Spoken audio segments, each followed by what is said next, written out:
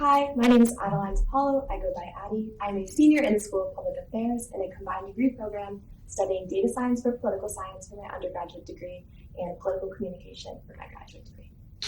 Hello, my name is Anastasia Kolosovsky, and I study in the School of International Service for the International Studies degree, and also I'm pursuing a minor in the Arabic language through the College of Arts and Sciences. Hi, my name is Will Schuster. I'm a senior undergraduate student in the College of Arts and Sciences, and I'm a psychology major. Hello, I'm Sydney Whittick. I am a political science major with the School of Public Affairs, and I am also in the combined programs mastering in terrorism and homeland security policy. Hi, my name is Isaiah Algren. I go by Nas. I'm studying public relations and strategic communication in the School of Communication, and I'm minoring in education studies in the School of Education.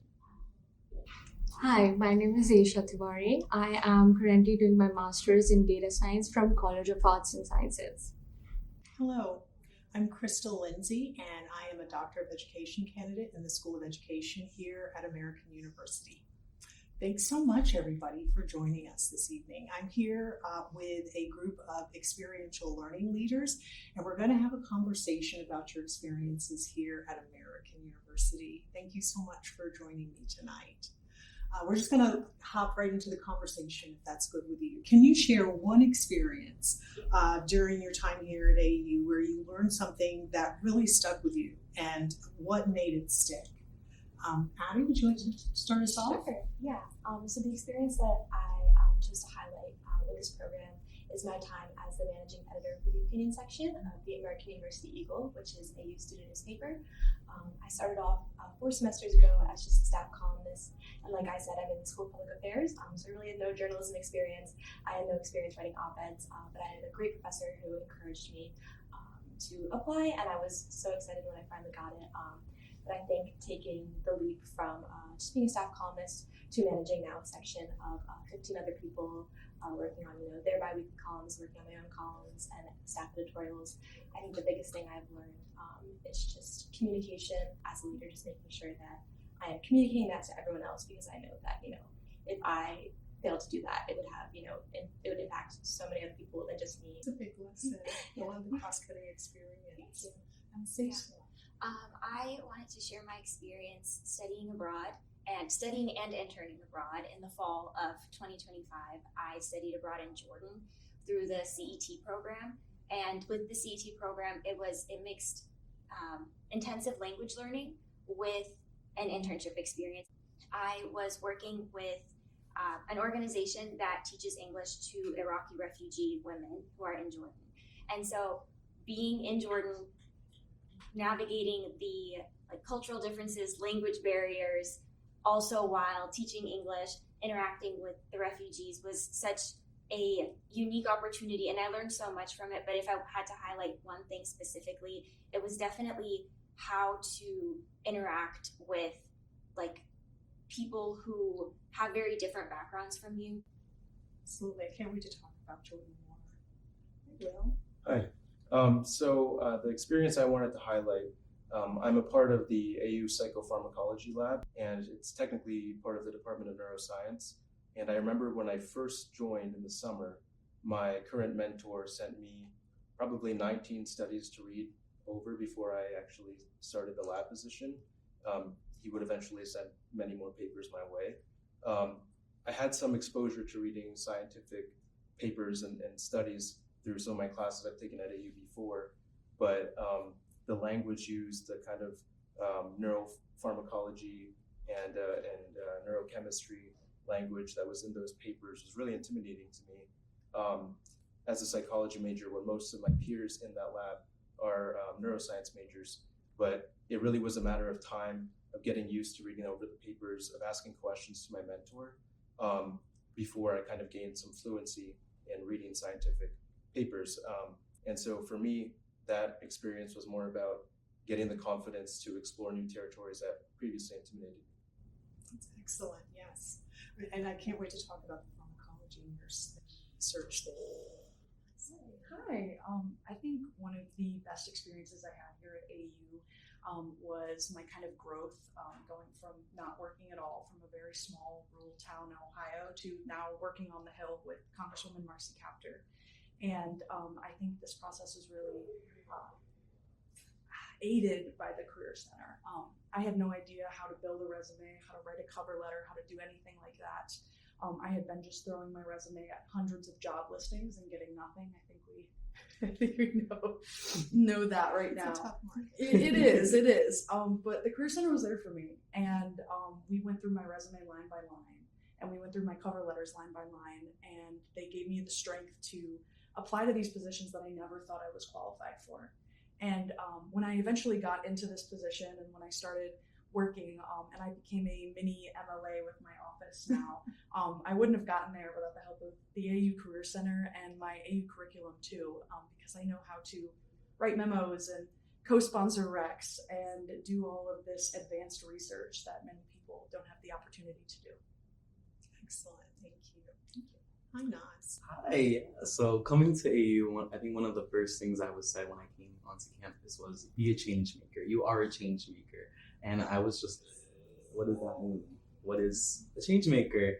And over my different experiences here at AU, whether it was being in student leadership or being a part of another organization or being in class, I quickly learned what that meant. What's interesting is I took a class called Social Justice and Urban Education in the School of Education, and I got so infuriated by so many topics that we talked about related to education policy, and that really grew a passion in me to want to pursue education policy, education strategy.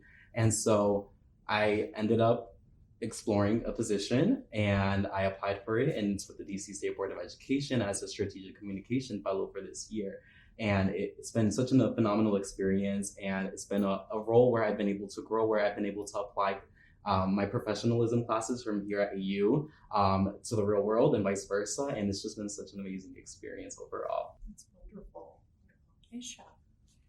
So for me, it started off because I'm a master's student, and as you come in, and also an international student. So as you come into the master's program, you come in with a mindset where you're like, okay, it's all gonna be about study and get a job and get out.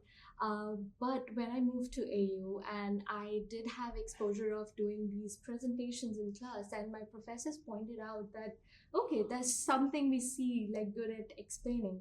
And that led me to the statistical and quantitative tutoring lab, where I work as a tutor, and I'm also helping them to develop their check-in check-out system via coding and my statistical and technical skills. That experience, to be said, has led me to many opportunities out there, made me a better person, better human being. And also it has led me to apply all the technical knowledge or anything that I've been learning in class to help out my peers, and also relate to them so that I can tell them that it's okay to be in confusion, it's okay to be in doubt. I was also at the same place, and today we can help each other. So this has been the great experience working at the lab. Oh, that's wonderful. That's wonderful. I'll tell you, in learning about all of your stories and your experiences here at AU, building or growing a community is a consistent theme that came up. How did you go about building a community at AU? So I came into AU with already a great established community with the Honors College. I was in a living learning community, so all of my neighbors were my automatic friends.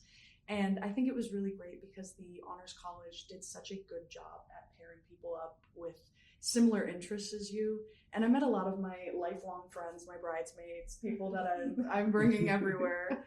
And I think that's really great. And I think that's especially great in the work culture around DC, because I know so many people at AU that work in different places, and they help me learn other places that I might be interested in as well. That's amazing. I also started out in a living learning community. I'm part of the 3-year Global Scholars Program at AU. So I just graduate in 3 years, but there's certain classes that we take together. I started out within that community, but within my freshman year, I really wanted to do everything I can. And so I went and I volunteered in Washington, DC, and I volunteered with the Washington English Center teaching English, which ended up contributing to my internship when I was in Jordan. So I feel like going out and trying to do as much as you can without exhausting yourself. That would definitely be like my advice for students in general, like coming in, try to do it. Don't just like sit in your room, meet people, say hi, go to events. My first 2 years at AU were a little difficult, and so I couldn't find the exact spaces that I wanted to be in, whether it was social or professional. I think that also is a common theme with students like myself who are first generation. And so it took me having to step out of my comfort zone and really wanting to explore more and really putting myself out there. And I started joining different clubs and organizations, culturally based, politically based, etc. And just really finding community through there and meeting new people and really developing relationships that ended up helping me so much, helping me find different opportunities, helping me connect with different departments here at AU, and really helping me grow as a student and as an individual on campus and beyond. I'm so glad that you feel comfortable now. Thank you. There's a lot of clubs out there for students to join, not just that are related to your major, but kind of more extracurricular. In my junior year, sophomore and junior year, I really took it upon myself to sample the different clubs. So I went through the garden club, for instance, and had a really great time, met some great people there. I was a part of the WVAU. I didn't have a radio show as a lot of students do, but nevertheless, I was able to be a part of that club still by attending events and going to listen to live music with my friends. In addition to sampling these different clubs, I think it's really important for students to be able to kind of take advantage of who they're with in class, and try to get to know who is sitting next to them, for example, because you never know where that might lead you or the friendships you may make. Great point. Thank you. To add to that, I feel for me the community builder was the amazing fact that how diverse AU is, and you have people from all over the world. And then CAS offers these track courses apparently where you get the chance to go take classes for a different college. So for me, I had some classes at COVID, and where I meet some great friends, and I think I'm going to cherish those memories for life, learning their culture, and be it learning new COVID style presentations, where in CAS you focus on science, whereas in COVID you focus on business. So it was like a good shift and a good starter for me to even make friends initially. Excellent. Yes. I'll tell you, in when I think about community, one of the things that I found interesting in learning about you was just your relationship with your professor and how it is that you actually started in the program and got into research. And it sounds like you have a great relationship. So I can go a little bit into how I got the research experience first. At the end of my freshman year, I read a book called How to Change Your Mind by Michael Pollan, and it describes the therapeutic use of psychedelics. And I was fascinated by it, mostly because that's a class of substances that are so historically stigmatized. And I was amazed to see that they could be implicated in treating a host of psychiatric conditions. And so I reached out to AU faculty in the psychology department. I probably reached out to maybe 4 or 5, maybe even 6 professors. And Tony Riley eventually responded to me and was happy to set up a Zoom meeting. We talked that summer after my freshman year on Zoom, told me a little bit about his work and what the lab does, the psychopharmacology lab, in investigating the abuse potential of psychoactive substances. And then he kind of described an event that AU was having the following spring called the Therapeutic Use of Psychedelics that took place at the Washington College of Law in April 2024. So I went to that, wasn't able to attend the whole thing because I had to get back to my classes. But I followed up with Dr. Tony Riley, who was there. And the year after is when I kind of reached out about lab experiences, and he was happy to talk with me, and eventually we figured out a position for me to start in the summer. But that relationship has been so key in my academic intellectual growth here, having a faculty member who is so open to answering my questions. He has his door open all of the time so that his students and people in his lab can walk in, knock on the door, and tell them what's up in the lab, what's up in their life. And I really value that in this mentorship. It's very helpful when you have that kind of relationship, and that's part of your community as well. When I think about it, when we first met at And just, I believe that you started writing the opinion piece because of encouragement. Is that correct? My freshman year, second semester, I kind of snuck into a 400 level class. I probably shouldn't have registered for that one, but it was an amazing course. It's the 60s in America and School of Communication, taught by Professor Leonard Steinhorn. He is an amazing professor. It was a very writing heavy class, and I just loved the content matter. It was like a cross list between comms and history, and besides political science, I'm a big history nerd, so I absolutely loved it.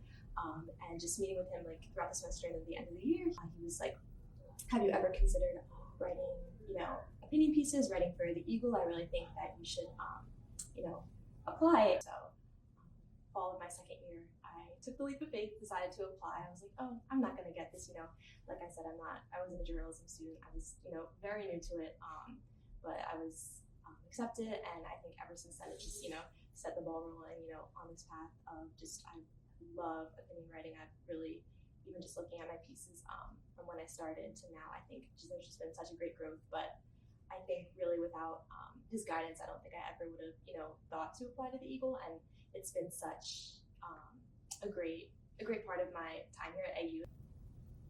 It's wonderful. Another common theme as far as the School of Public Affairs and School of Communications, and I know that do you have a degree, like a combination? Is that what it's called? Yes, so I'm in the combined programs. Mm-hmm. Essentially, it's like a 4+1 program. Mm-hmm. What I do is I take master's classes while I'm an undergraduate. That's right. Yes, and it kind of double counts. So it counts for my bachelor's degree in political science, and it also counts for my master's in counterterrorism and homeland security studies. So yeah. That's amazing. It's a great experience. I started it this semester, and honestly, I've had a great time. I recommend it to everyone because I love learning. Life is all about learning, and all the professors I've had for that this semester right now have been so enriching. And I was very intimidated at the process. I'm like, oh my gosh, I'm going to be a grad student. That's really scary. But no, everyone's great. Everyone's nice. And there's a little community in those majors too. So I think that's great. Absolutely. Events have come up a couple of times wherein you learned about an opportunity, or there was someone who connected you to an opportunity by going to an event. And I know there's Anastasia, is that the case? Did you learn about? Yes. Yeah. Yes. For CET, the Study Abroad office at AU does study abroad fairs, and there's also a language fair hosted by the World Languages and Cultures Department. So that is mainly how I learned about CET, but I think AU does a really great job overall advertising the different opportunities for study abroad that it has, because I remember my freshman year, there was this chat that you could talk with students who had gone to CET Jordan, and you could hear about their experiences, things that they found challenging, things that they enjoyed. And talking with the tutors there, I got to hear about their experiences abroad. And going into, when I was in Jordan, I met the teachers who had taught the other AU students. And so I would say, oh, do you know this student? Do you know that student? And they found it really funny that it kind of felt like I knew everyone who had come before me in the recent years. And I also, being at AU now, I get to talk with my friends and my peers about my experience being abroad. And so I know students who want to go abroad in the fall, and I get to tell them all of the you have to go to this coffee shop, you have to do this, you have to do that, make sure you don't bring too much clothes. I have so much advice to give them, and I feel like I'm passing down knowledge about study abroad that way. Absolutely, lived experience, right?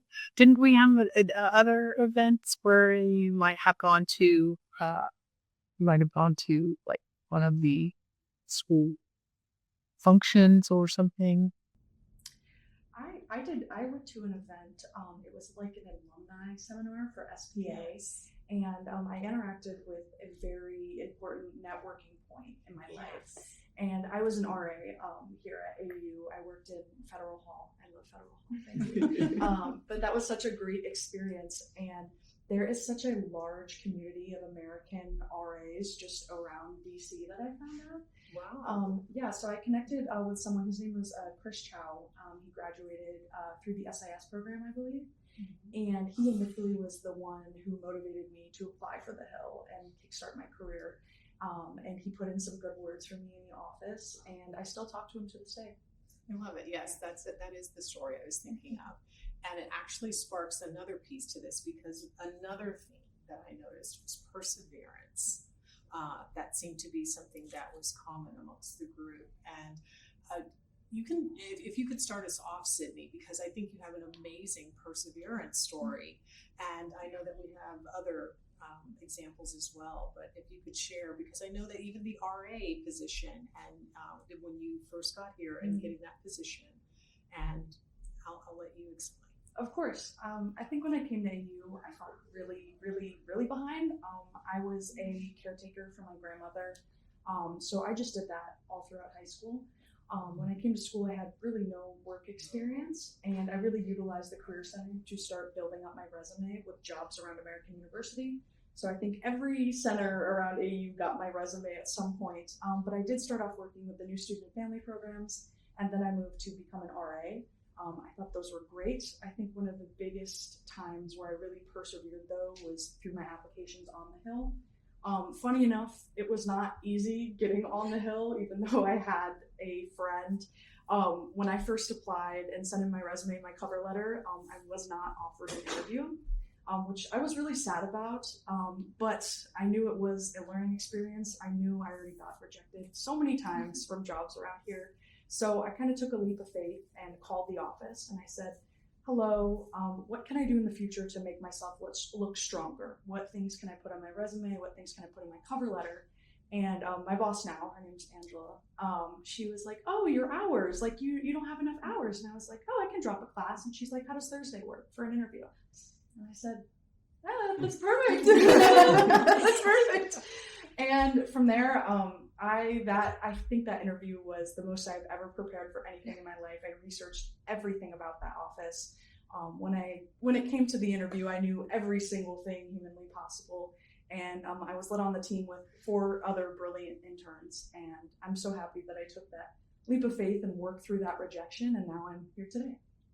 Excellent. Yeah, I want to second that real quick. I feel like everything you were saying really reminds me of the idea of rejection is just redirection. And it reminds me of my application process with the DC State Board. And I had actually applied for a different role with them, still a fellow role. And I was rejected because I didn't meet the qualifications of being a graduate student, which is still a requirement for all of the roles. But what's interesting is they had opened a position and I saw it, and it was the strategic communication fellow. And I said, well, I'm studying public relations and strategic communication. My minor's in education. I have all of this experience in the field of education.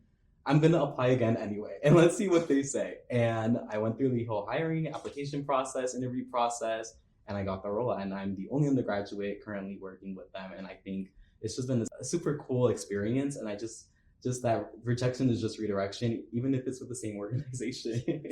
And I think you guys are, or at least Sydney, you were describing earlier how you were kind of uncertain when you initially got to American University.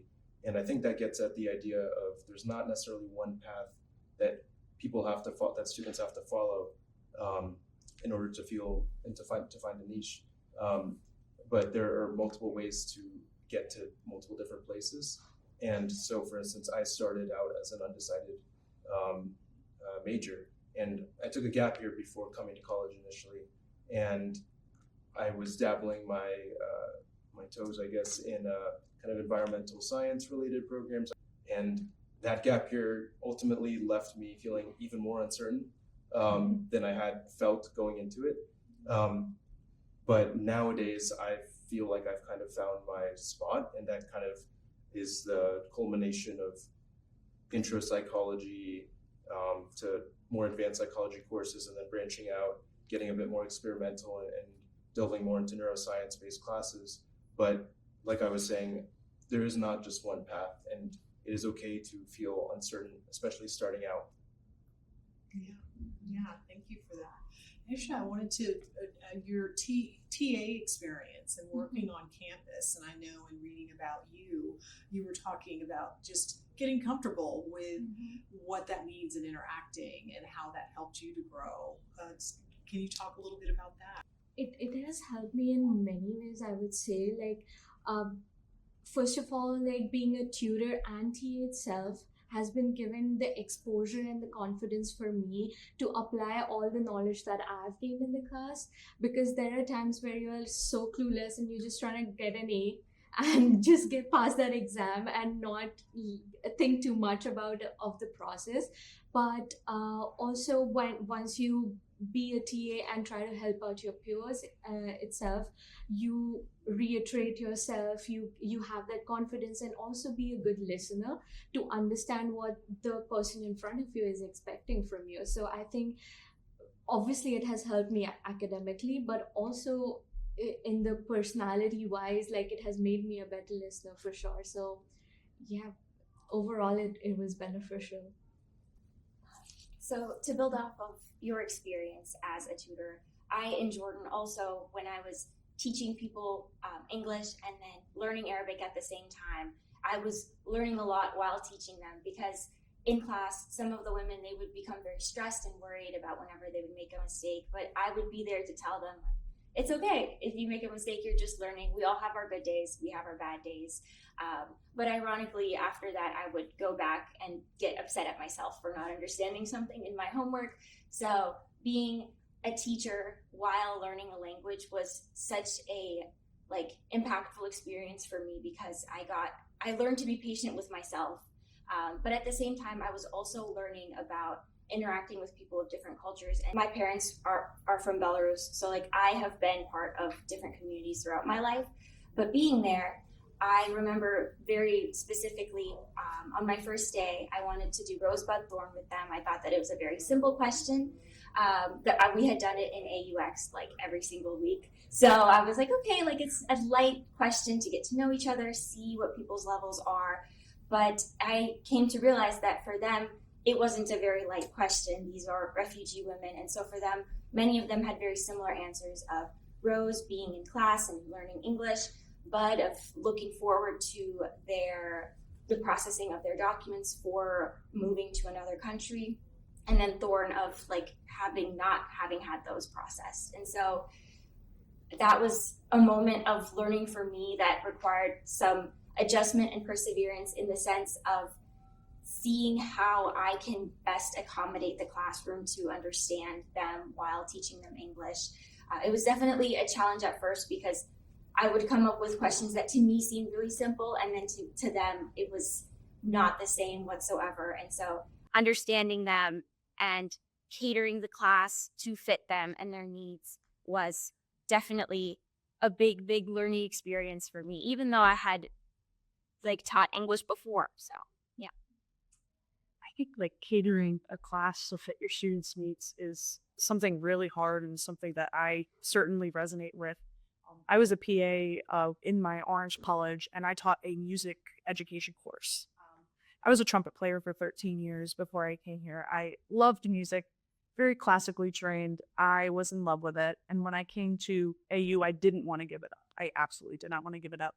And I wanted to learn more about it. I wanted to look at it from an educational stance. And I joined this course. It was an electric music course. It was called Electric Music since Edison. And I had a great time. And I decided to apply to be a PA there. And essentially you need no musical experience to join the class. And many of my students had absolutely no musical experience. And the first day when we started throwing big terms out, they were absolutely horrified. And I had many people at my office hours.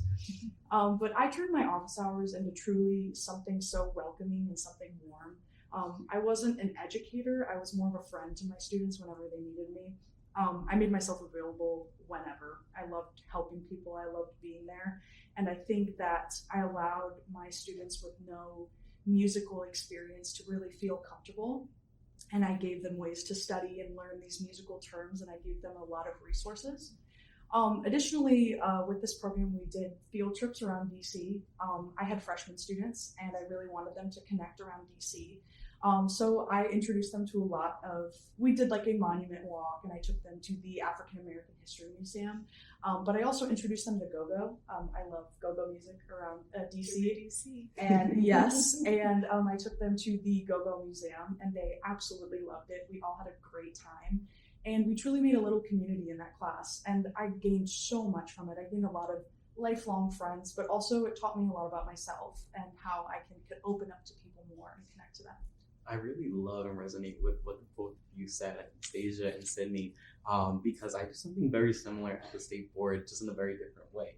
I think you both touched on points of almost essentially translating in a way, making access. And so one of my main responsibilities is writing policy blogs. And I've written, I think, like 5 or 6 now, which is very like wow to me. And the reason why we do it is because we want education policy information to be as transparent and as accessible to everyone in our DC community, also nationwide if anyone else is looking at it, but really our demographics here in DC. We want to make sure families and students are understanding what's going on in the city, what's going on around them, so that they're able to vote and that they're able to make decisions that they are aligned with and that they are understanding. Because policy, I don't know if you guys have seen a policy document, policy resolutions are not fun to read.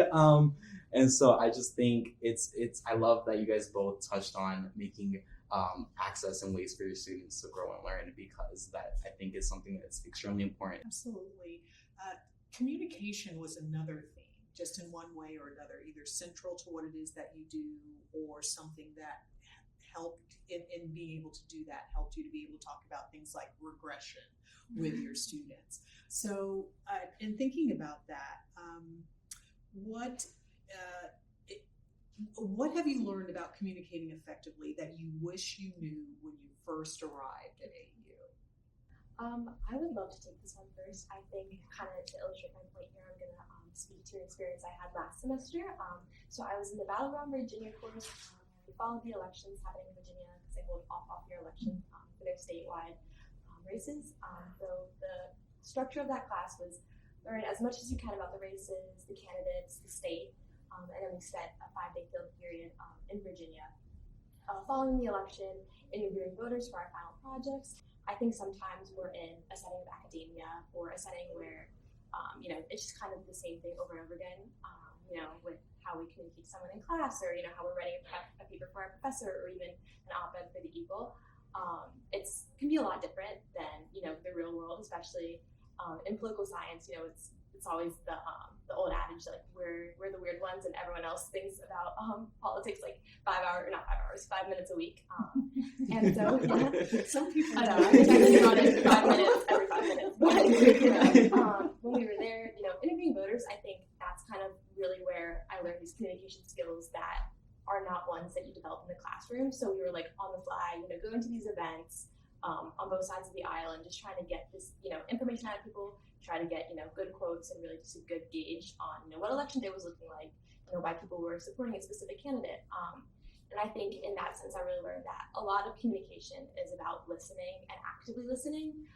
So like say we were going to an event for the Republican gubernatorial candidate, former Lieutenant Governor Whitmore Sears. It wasn't going in and being like, I know that you like her because of this, this, and this. It's like, could you tell me why you like this candidate, what this means to you? And then also like just in the process of interviewing, making sure that you were developing questions based on how the information you were getting and really not trying to put in your own bias or your own, preconceived notions in that. So I think that has been my biggest takeaway is that, first of all, not everyone communicates to you like you, not everyone thinks like you, and also just to really keep an open mind and open ears when you're communicating with a range of people. And I think that's what's been good. Thank you for kicking us off. Yes. I can definitely second the keeping an open mind. I already talked a little bit about how I had to navigate some of the miscommunications, but I think that in addition to being an active listener, I think you also have to embrace your mistakes and learn from them in terms of communication, because we had one time in our classroom, we were trying to cater the lesson towards key vocabulary that might be necessary for refugees going to another country. And in that we wanted to do interview style questions, and it ended up happening that some of the women took the questions that we gave to them what kind of experience do you have? Some of them took it very personally because to them it seemed like an invasion of privacy, whereas that was not our intention whatsoever. We wanted to know that they know how to say what they might need to say, not that we needed to know anything about their background. They were also somewhat like unhappy in class, and our supervisor talked to us and she was like, don't take this personally. And so I think like when we communicate with people, we always try to do our best, but sometimes we make mistakes. And I know how I am or how I was before this. I would sometimes like be very harsh on myself. If communication didn't go well, I would think that I did something wrong or that they did something wrong. But being in the classroom, talking with these women, I had to kind of like step back and understand that this was a miscommunication moment, and nobody's a bad person for it. Everything's going to be okay. We apologize to them for like the miscommunication, but then we moved forward and we were able to adjust the class with keeping in mind some of the sensitivities that we didn't expect, and still have like a great relationship with the students beyond like some of the challenges that happened. Mistakes. You said mistakes, and that just reminds me, a core part of my job, but even beyond my job, is just feedback and criticism. I think when I first came to AU, I don't give me any sort of feedback. I don't want to hear it. I'm a high horse. And that's something I had to fight a lot throughout college, and it's definitely, I'm definitely in a position now where I love feedback. I love when people tell me a list of things that they want differently, and I'm like, okay, you know what? Let's talk about it and let's go through it. But that was something I had to work on a lot, and it took a lot of practice by just doing work and giving it either to my boss or to my professor, to whoever it was, and having them give me their feedback and just really just naturally accepting it. What is your para saber es para subir? Para saber es para subir. And that To know means- is to rise. Yes, sounds like you embrace this. Yes. Exactly. I feel like being an intern on the Hill is just full of looking the wrong way and making a mistake. I am not gonna lie, and I think it's really important to have confidence while you're making those mistakes. Even if you don't know you're doing something wrong, just do it with confidence. And when you mess up, apologize with confidence. That's something that I learned. It's something that made me look really experienced while I was on the Hill, because even experienced staffers or by congresswomen, people will make mistakes and misspeak all the time. But it's really important, as you said, you completely took ownership for what you did. And I think that's something that it was hard for me to get through my head very quick. But whenever I make a mistake, you just go, try better next time. Thank you so much. Thank you for the criticism, because if you didn't have that criticism, you'd be making the same mistake for way too long. Being on the Hill in this environment especially has been hard.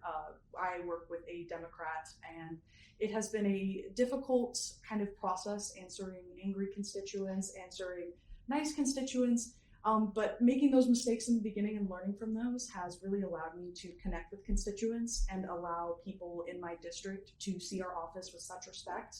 And I really love that about that experience.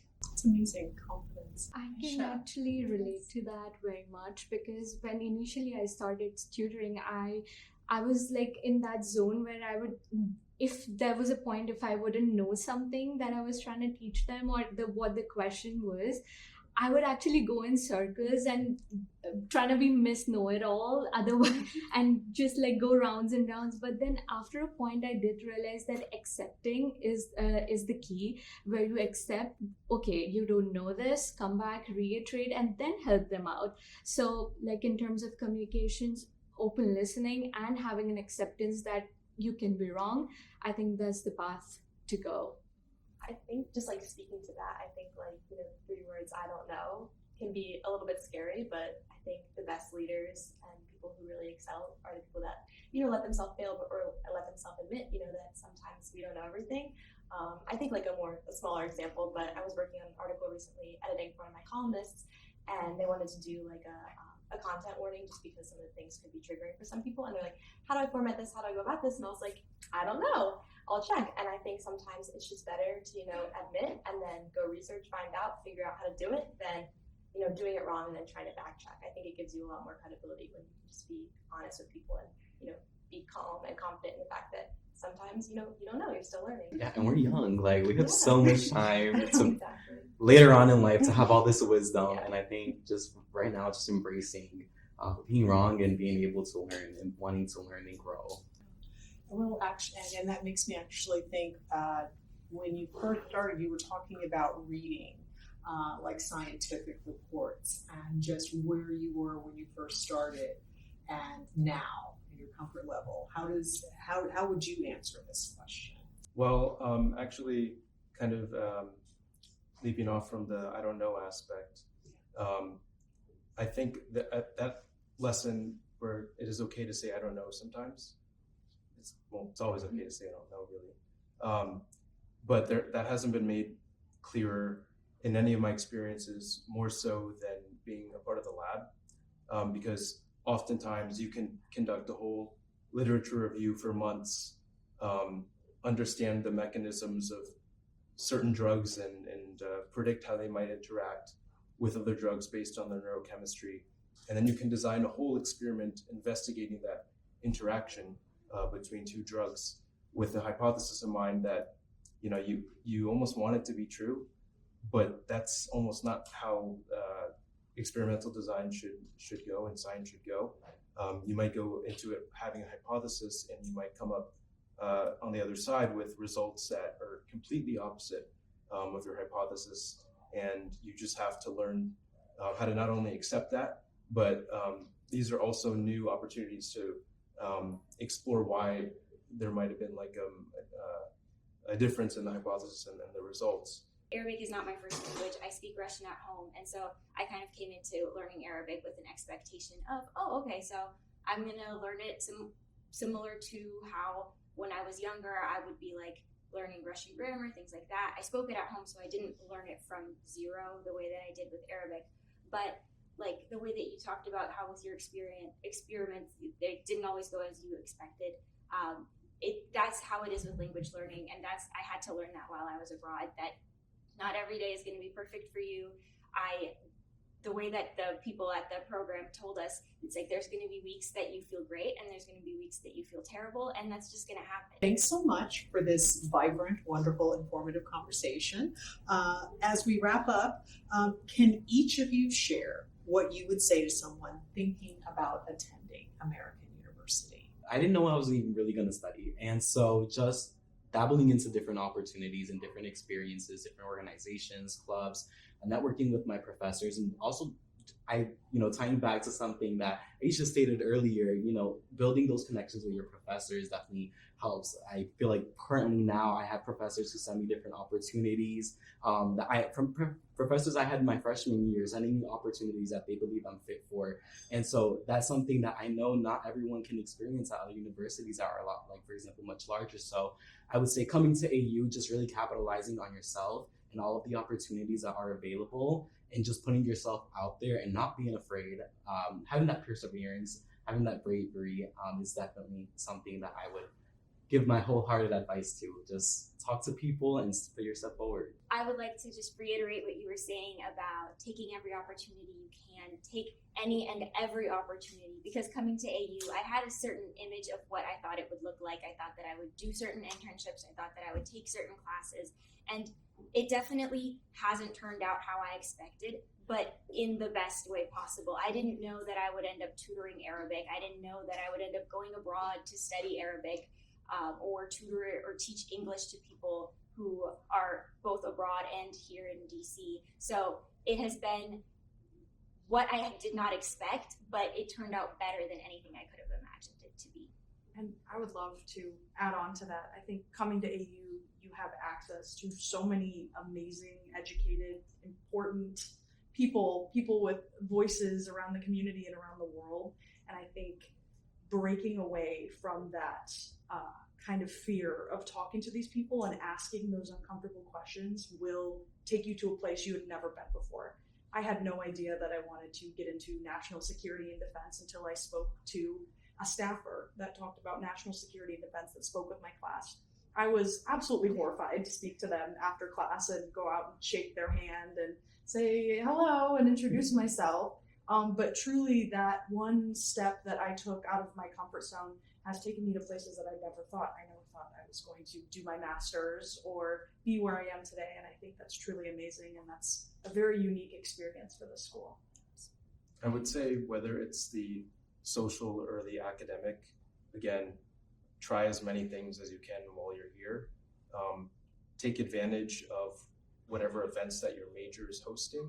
For instance, in the psychology department, there have pretty much every semester, they host events where AU faculty or AU alum who have gone on to do extraordinary things in their careers, research, clinical work. It's just, they host these panels and undergraduates have the opportunity to attend and learn kind of what these people's experiences were like at AU, but then also moving forward. And also, like I was saying about the social aspect, I said earlier, when you're in your classes, talk to the people around you, go to clubs, as everyone has said in the beginning of this conversation, and meet people, try different clubs. And you never know where those will take you. To add to what Will said, I feel like I would take it a little philosophically, where I believe that success and failure go hand in hand. But I feel AU is the place where even if you fail, AU gives you that safe space, safe room to fail and also get up and try again. Be it the push from a good professor, be it the push from your friend. With my personal experiences, I have seen, be it a machine learning model, for instance, even if that's failing, your professor is going to be there and the methodologies that you'll be learning throughout going to be there to, do the diagnostics, make it better. So I think AU has given me that safe space, and that would be my recommendation for anyone who would love to come to AU. I would just love to, first of all, reflect everything that you guys said. I think those are all amazing points. And I think I would like to raise a cliche, and that's just to, never limit yourself. You truly don't know what you're capable of until you go out and do it. And then I think this goes hand in hand with it. But also kind of don't be afraid to advocate for yourself. And don't be afraid to let others know about your accomplishments and all the hard work you've done. I think sometimes, as students, we can be a little bit focused on the next and the next and the next thing. And I think I would tell a prospective student to take a deep breath, reflect on what you've done, because everyone in this room has accomplished so much. And I think that's true for so many AU students. And I think we can get really wrapped up in just achieving that we don't always reflect on what we've done. So I think it's really important to, make some space to be proud of yourself and, let others see your excellence as well. That's a perfect way for us to wrap up. Thank you. Thank you so much, everyone, for being here, for sharing your stories. Congratulations on your amazing accomplishments. And we look to hear more about what you're doing later on. Thank you so much.